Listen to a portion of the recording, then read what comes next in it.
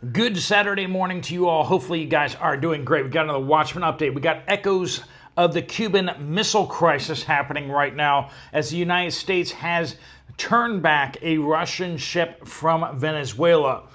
This is a big deal. It's now getting people worried about a potential blockade of the country.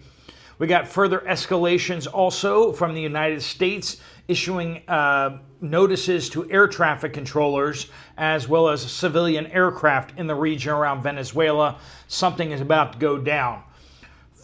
President Trump just met with Mamdani, the new mayor of New York City, the communist mayor of New York City, and let's just say it was something. We need to talk about it. The Clintons are now facing contempt charges in a matter of days if they don't finally appear before Congress. They've been refusing. They've been playing shenanigans to keep out of it. Now it seems like it's coming to a head. Also, we got big changes on tariffs on food. Plus, we got a whole lot of reports coming from you guys from all over. Let's get into it. Welcome to the Poplar Report. I'm Steve Poplar. I'm an accountant by trade, and these are your updates. If you have something to share, make sure you use the word update somewhere in your comment. That does get to the right place. We also want to thank our sponsor, Genesis Gold Group. They help people like you and me who have retirement accounts to help us get those funds moved over into something safer. Don't want to be in crypto, don't want to be in stocks and bonds, want to be in something safer like physical precious metals. Jonathan and his team can walk you through how that would work. If you'd like to learn more, there'll be a link at the end of the video. All right, a Russian oil tanker is now stuck off the coast of Venezuela after a U.S. warship basically played chicken with it.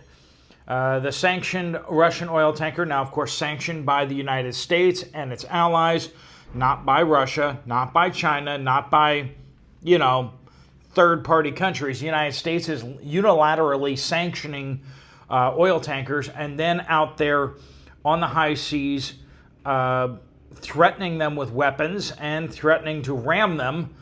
The Russian oil tanker apparently did take a U-turn and is now anchored off the coast of Venezuela. It is being closely monitored by a U.S. warship. This is a big deal, friends. This is smacking of blockade.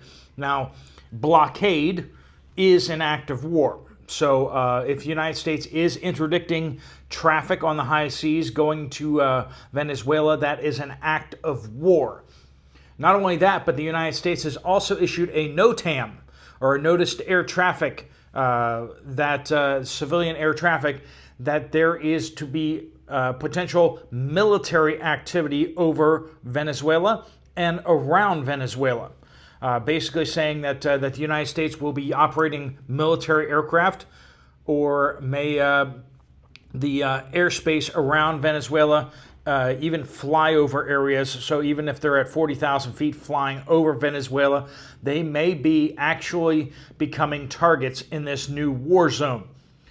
This just telling us exactly what's going to happen next, which is the United States is going to take action against Venezuela, and Venezuela is going to try to defend itself. So that is going to make things hairy in the region. New York City's incoming leftist mayor, let's just say communist, met with U.S. President Donald Trump at the White House on Friday. Interesting and very surprising to see the two of them together, and it was surprisingly cordial. Both of them trying to be as peaceful as possible. President Trump saying, and I quote, "I feel very confident that he can do a very good job. I think he is going to surprise some conservative people, actually." So hopefully I'm surprised by the government-run grocery stores. Hopefully not surprised by the gulags. Socialism and communism inevitably seem to go that direction. So just as the U.S. House of Representatives just passed a bill decrying the genocides and the atrocities of socialism, Mayor Zoran Mamdani shows up at the White House to talk about how these things are great and we just need to implement them properly. Anyway, he was saying fairly nice things about President Trump, talking about how many New Yorkers voted for President Trump this past time around. Apparently, they had private conversations significantly focused on safety on the streets and also people without papers in the country. Those were the main topics of conversation, apparently. They believe that they can find some common ground on some certain issues. And Mamdani was very clear as he told the leftists, who were very upset about him going to the White House, told them that he is willing to work with anybody in order to accomplish the goals that he set forth in his campaign. All right, well, we'll see. We'll see. I'm not moving to New York City anytime soon, and I don't imagine most of you are either, but we'll see what happens after the fact, right? Don't judge a book by its campaign speech, but judge a book by the chapters and the pages that get written, right? The Clintons, yes, those Clintons are facing contempt of Congress charges after being subpoenaed in July by both Democrats and Republicans to face questions regarding Epstein and the plane and the island and all that. They have continuously failed to appear. Now, they keep claiming scheduling issues and this and that. They are now being ordered to appear in December or be charged with contempt of Congress. Their scheduling games are over. Now it's time that they appear or they get charged. And with this Justice Department, getting charged with contempt of Congress could actually land them in prison. We'll see. President Trump has removed his 40% tariffs on Brazilian food products. They remain in effect on other things like steel and metals, but they were removed off of beef, coffee, cocoa, fruits, and other things that were imposed in July to punish Brazil over their political prosecution of their former president, Jair Bolsonaro. Jair Bolsonaro has been absolutely slammed by particularly by the Supreme Court of Brazil, and just ridiculously so. Ridiculously so. The way they went after President Trump is basically how they gone after Bolsonaro, but then they succeeded down there in Brazil. It is not a free country down there in Brazil. Indian Air Force Tejas jet crashes at Dubai's air show. The pilot did not survive after the Indian fighter jet, natively made fighter jet, crashed while performing a display at the air show in Dubai. Not a good look for your new aircraft. It's supposed to knock other aircraft out of the sky, not fall out of the sky itself. More terms from the 28-point peace plan that has been leaked on how Eastern Europe is supposed to make peace with Bear Country. Eastern Europe is to give up a swath of Eastern Territory to Bear Country. Basically, all the area that is currently occupied and some more territory. But in addition to that, the United States has threatened to cut its intelligence sharing and weapon supplies to Eastern Europe to press it into agreeing to the framework. So that's part of the deal here too. Eastern Europe would also have to pledge never to join NATO. Would not get the Western peacekeepers that they have called for, so no Western troops would be deployed. Although European warplanes would be stationed in Poland to provide supervision or protection for Eastern Europe. No word yet on response from Moscow on whether or not they find these terms agreeable, but apparently if they do find those agreeable, formal talks could begin, and Eastern Europe could be forced into accepting the terms regardless of whether they want to or not by the European and American allies. Jean says, still no rice of any kind at Dollar Tree in Manchester, Tennessee. Interesting. How can they not have rice, right? I bought some on Halloween, but that was the last time. This has never happened before. Beans are now where the rice should be. Is this the only location where this is happening? Is anyone else seeing issues with getting rice out there? Now, Dollar Tree is not the cheapest place to get rice. It's still, I believe, Walmart is one of the better places to get the GV brand 20-pound sacks. That's a fairly good way of doing it. There are some places where you can get the 50-pound sacks or 30-pound or even 20-pound sacks at discount prices at some of these food stores and stuff like that. Those are better. They're a little harder to work out. Most people have a Walmart near them. But check into where you can get the best deals on rice if you are stocking up, right? Brandy says there is a horse disease that is spreading in Texas. It's called EHV1, and it is very contagious and it's deadly to horses. All arenas and events have been closed in Central Texas, and we're hearing about that happening in neighboring states as well. Big deal out there if you have horses or if you just care about horses, I guess. Joan says, I went to Ingalls in the North Carolina Smoky Mountains. Early in the afternoon, I decided to pick up a rotisserie chicken. I chose organic, and to my surprise, none of my sharp knives would even penetrate it. It was hard as a rock. That night, I took it down by the creek for a passing animal. That evening, I went to pick parsley, and the whole chicken just lay there, virtually untouched. What are they feeding us? This is a continuing trend of weird chicken that we're hearing out there. Why is the chicken not the same as it used to be? And why are animals refusing to eat it? It's concerning. Sherry says, I ordered a 17.5 ounce bag of Turtles candy at Walmart for $12.67. That was on the 6th of November. Just yesterday, I planned to reorder the same, but the price has almost doubled in less than 2 weeks. 17.5 ounces is now $23.14, up from the $12.67. Yikes. Chocolate prices continue to go up, and candy prices for sure. K Sun Surfer says, I had a hard time finding envelopes as well here in Missouri. I found a small quantity at the dollar store, though. People are saying that they're having a hard time getting business envelopes. So, if you need envelopes, make sure you're getting out there a little earlier and checking for them. Don't wait until the last second. I think that the availability is still there, but especially if you're like a Staples or an office supply store near you. But at a lot of these stores, like Walmart's and stuff, apparently it's getting harder to find them. PNW Farm Dog says, I thought Mylar bags were mice-proof. Yeah, they're not. They're not. And as they said, they are not.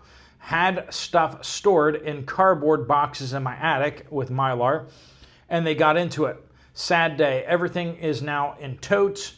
Mice trap has now been deployed. So yeah, that's why we put the Mylar in the 5-gallon bucket. Okay, so the Mylar can be eaten through by rodents, can be gotten into by animals. It's not secure. Now, the animals may not realize what's in them, so that kind of makes it so they're less attracted to it. But at the same time, it won't protect them from that. You need to put it in a hard plastic. Even some kinds of totes are not mouse-proof either. So be aware of that. Make sure it's hard for them to get into it. And, of course, mouse traps for sure. Costco in Gig Harbor, Washington, Folgers not quite 3-pound can of coffee went from $14.99 to $19.99 in a month. And Bloodhounded says, I found Popeye's canned spinach marked down at our local Kroger. It was the leaf spinach, and I normally purchase the chopped spinach, but I was not passing up on the deal. I bought every can that was not dented, which was only about 6 or 7 cans, as my son loves this brand. Sons who love spinach. That's interesting. That's newsworthy right there. Anyway, JD says Eastern Tennessee.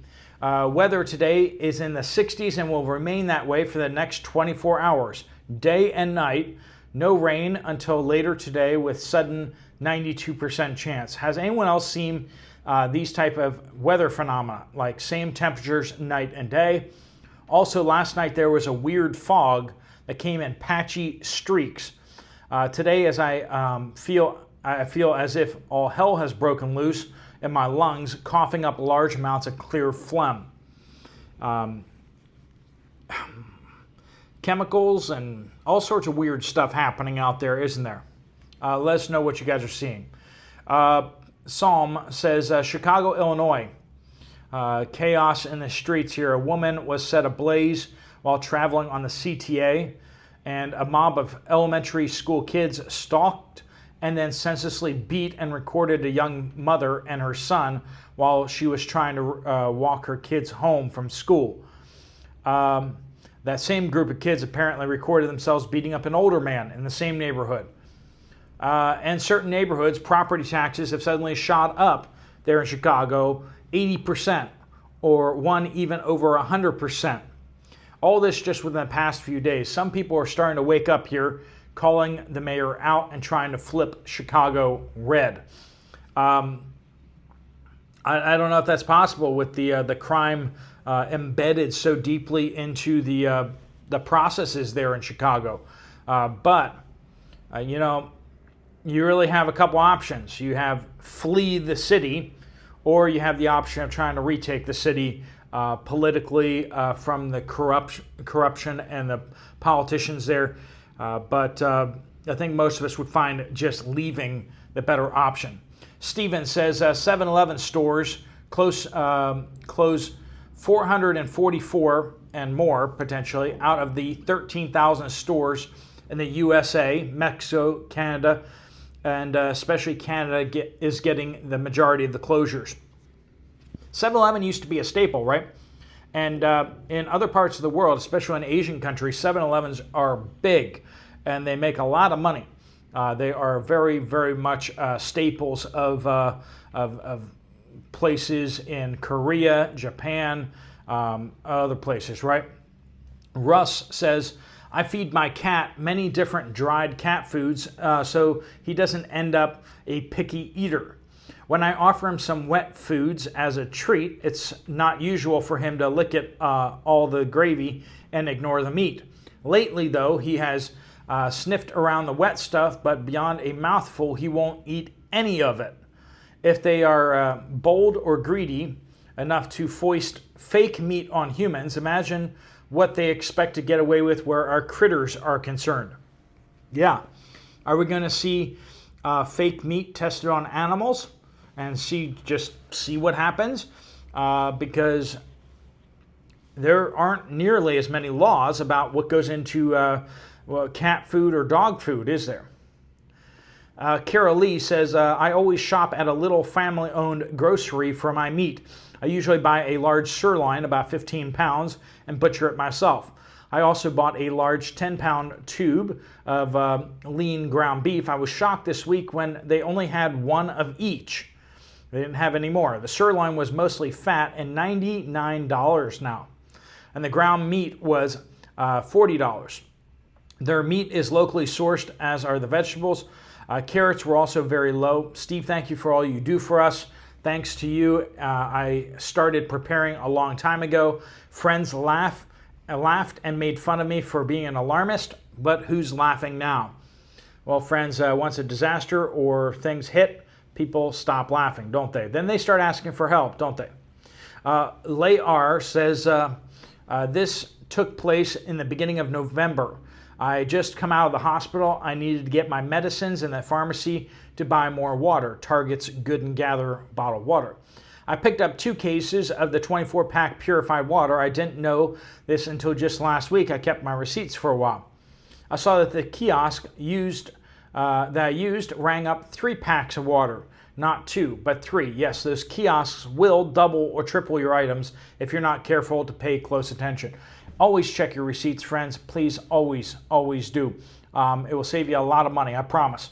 All right, friends, thanks so much for joining with us. If you want to get some more information from Genesis Gold about what you can do with your retirement account, just click on the link right there, fill out your information, and they'll get in contact with you. If you want to check out another video from this channel, there's one right up here. I'll see you over there, or I'll see you guys later. Steve Poplar of the Poplar Report out.